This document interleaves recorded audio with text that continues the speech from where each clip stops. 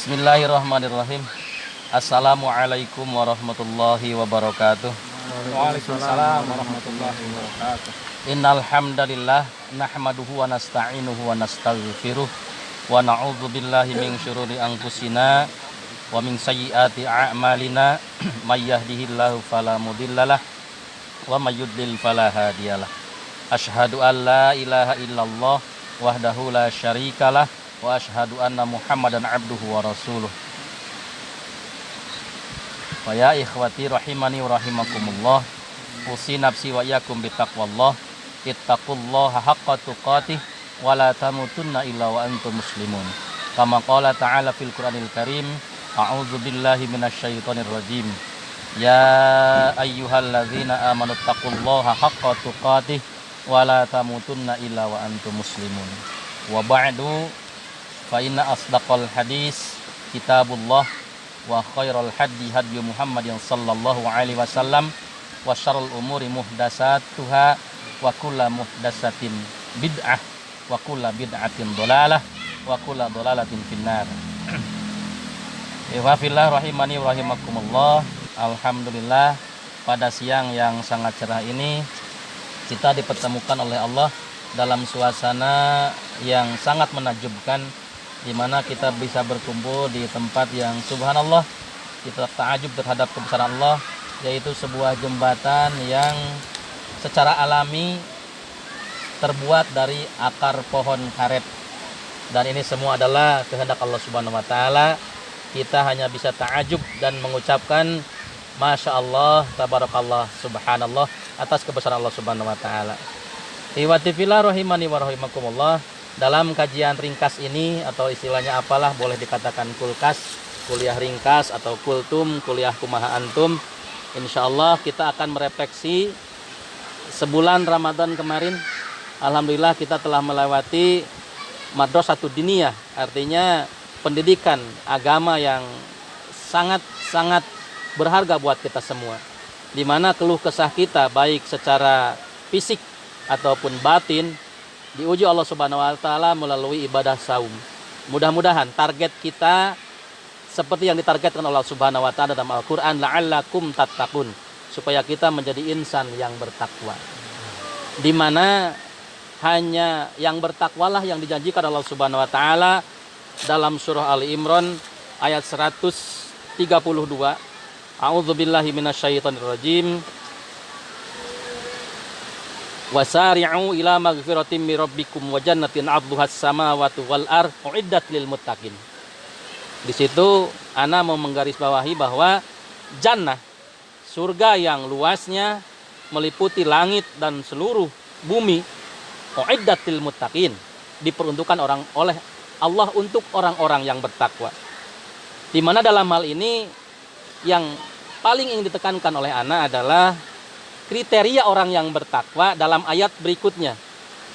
Dan yang akan tekankan adalah sikap kita setelah bulan Ramadan.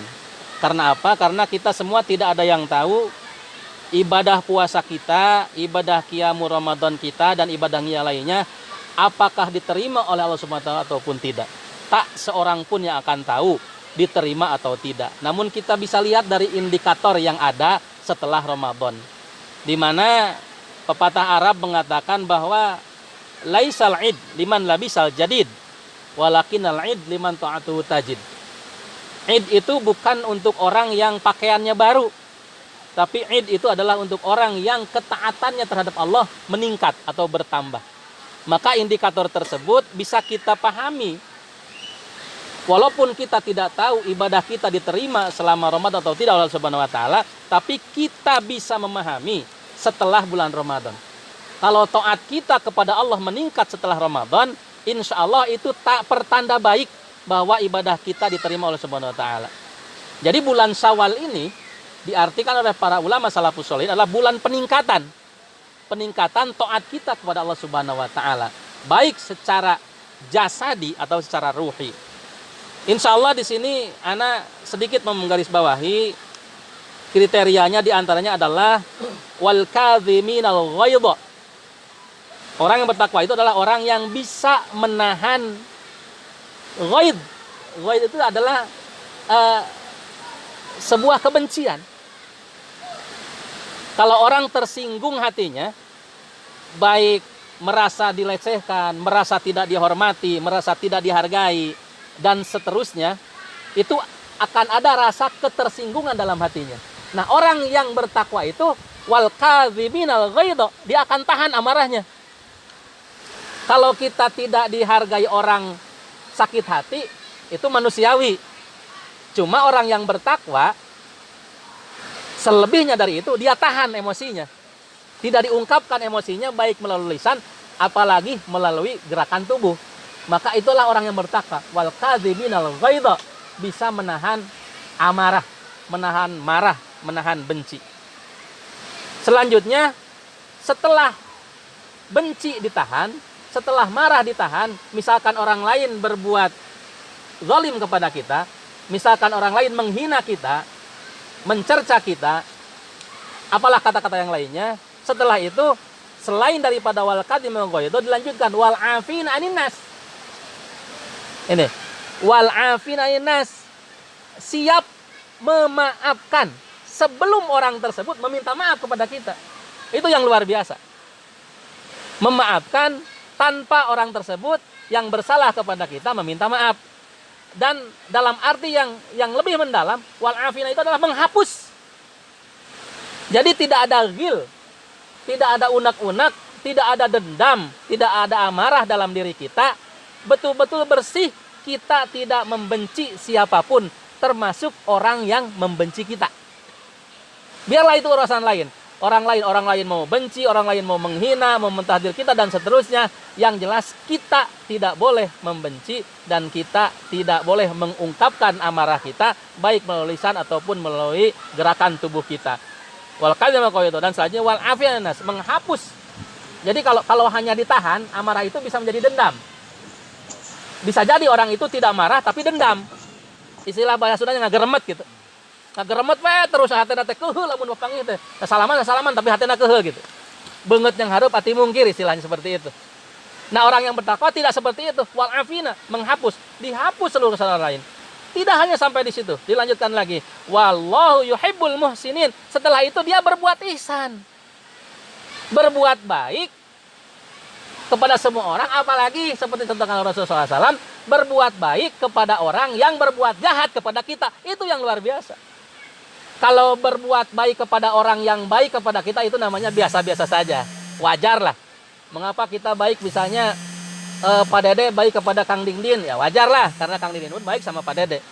Tapi yang luar biasa dicontohkan oleh Rasulullah SAW itu adalah Rasul berbuat baik kepada orang yang betul-betul nyata mau berbuat jahat kepada Rasul. Banyak kan ceritanya, kita sudah pada tahu. Rasul setiap mau berangkat ke masjid diludahi oleh seorang Yahudi. Terus tiap hari diludahi. Apakah Rasul marah? Tidak pernah.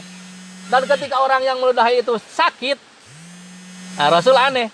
Suatu hari lewat tidak ada yang meludahi. Ternyata tanya punya tanya, usul punya usul, bahwa orang tersebut adalah sakit. Dan Rasul orang pertama yang menjenguk orang tersebut. Padahal jelas tiap hari meludahi Rasul. Luar biasa. Coba kalau Kang El seperti itu, diludahi oleh tetangga. Buah-buah tetangga ditonyok ku Kang El gitu. Nah itu.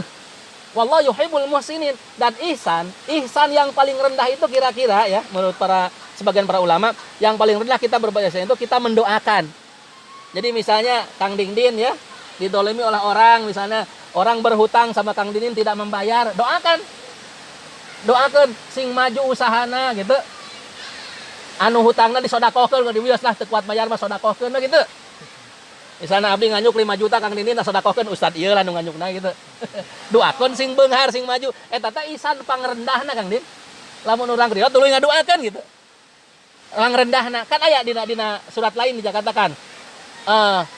Rabbana ighfir lana wa li ikhwanina alladzina sabaquna bil iman wa la taj'al fi qulubina ghillal ladzina amanu rabbana innaka ra'ufur rahim. Wa la taj'al fi qulubina ghilla lil ladzina amanu. Itu. Janganlah ya Allah, janganlah jadikan dalam hati kita itu ada ghil. Ghil itu unek-unek. Unek-unek bagi orang yang beriman. Orang-orang yang betul-betul berbuat itu tidak ada unek-unek. Dalam setiap sholat kita doakan gitu ya. Ulah kieu lamun assalamu alaina wa ala ibadillah sholihin, kecuali yang boga hutang ke abdi, ulah kitu kan deh. Jadi ketika kita tahiyat itu assalamu alaina wa ala ibadillah sholihin, betul-betul seluruh orang-orang soleh kita doakan, termasuk orang yang punya hutang tidak bayar.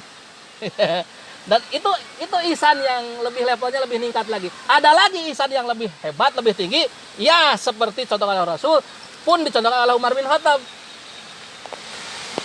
Ya kan? Kalau Rasul itu sama orang yang menghina itu selalu menyuapi. Ada orang Yahudi kan?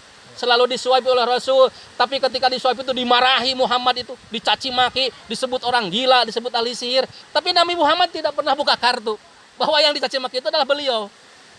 Maka konon katanya setelah Nabi Muhammad meninggal, orang tersebut masuk Islam melalui Abu Bakar. Karena dia tahu yang menyuapi bukan Nabi Muhammad gitu. Nah seperti itu. Nah seperti itu juga Kang Dindin ya. Kalau orang yang tidak kuat bayar hutang, datang ke rumahnya bawa duit, kasih modal. Luar biasa. Masya Allah. Itu ihsan. Seperti itu kalau para sahabat seperti itu. Bapak lantaran bapak mete kuat bayar hutang ke abdi, yeuh modal sok usaha deui. Bapak buka hutang habis 10 juta, lah ku abdi di modalan 20 juta gitu. Masya Allah. Dan itu bukan dongeng, bukan cerita, itu nyata. Para sahabat seperti itu, Rasul pun menceritakan seperti itu. Maka insya Allah termasuk kriteria orang yang bertakwa yang dijanjikan surga sama Allah. Sedikit lagi poin yang ingin Anda sampaikan. Kita jangan bersedih hati. Kita jangan berputus asa. Ternyata penghuni surga itu bukan orang yang tidak pernah salah. Penghuni surga itu bukan orang-orang yang suci seperti malaikat. Tapi dalam ayat berikutnya dinyatakan walladzina idza fa'alu fahishatan aw zalamu anfusahum dzakarullaha fastaghfaru lidzunubihim. Ini kabar gembira Kang El. Orang-orang yang berbuat fahisyah, tahukah fahisyah itu apa? Oh, dosa yang paling besar. Seperti zina dan sebagainya, itu fahisyah. Dosa yang sangat menjijikan. Tapi ketika dia ingat kepada Allah dan meminta ampun kepada Allah, maka tetap akan dimasukkan ke surganya Allah. Tapi ingat, kalau kita berbuat dosa, jangan pernah diceritakan kepada siapapun. Apalagi kalau Allah tutupi. Karena apa?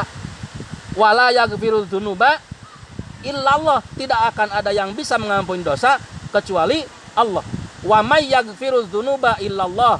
Afwan. Wa may yaghfiru dzunuba illallah wa lam yusiru ala ma fa'alu wa hum ya'lamun. Jadi cukuplah kita menyesal, kita menangis terus-terusan di hadapan Allah, tidak usah menangis di hadapan manusia. Siapapun manusianya. Termasuk misalnya sama ustadz kita bilang banyak dosa, enggak usah. Ustadz tidak akan bisa mengampuni dosa kita. Wali bisa tidak bisa mengampuni dosa kita. Yang bisa mengampuni dosa kita hanyalah Allah. Wa may yaghfiru dzunuba illallah. Dan kita jangan pernah kembali kepada dosa tersebut. Kita mengazam, meniatkan dalam diri kita tidak akan pernah kembali ke dosa itu. Maka insya Allah sekali lagi, ternyata orang takwa itu, penghuni surga itu bukan orang yang tidak pernah berbuat dosa. Yang pernah berbuat dosa sebesar apapun, asal bertaubat, betul-betul taubat kepada sama Allah Subhanahu wa taala dan tidak kembali sengaja berbuat dosa itu, maka insya Allah dan ana yakin Allah Maha Pengampun. Lebih besar ampunan Allah daripada seluruh dosa umat manusia yang ada di muka bumi ini. Ana tutup saja, mudah-mudahan walaupun sedikit bermanfaat buat Anda pribadi dan buat antum semua, kita semua tercetak menjadi pribadi yang takwa. Karena kita yakin hanya orang takwalah yang akan masuk surga nanti di yaumul qiyamah. Sekian saja, mudah-mudahan bermanfaat. Billahi wa taufik. Wassalamualaikum warahmatullahi wabarakatuh. Waalaikumsalam.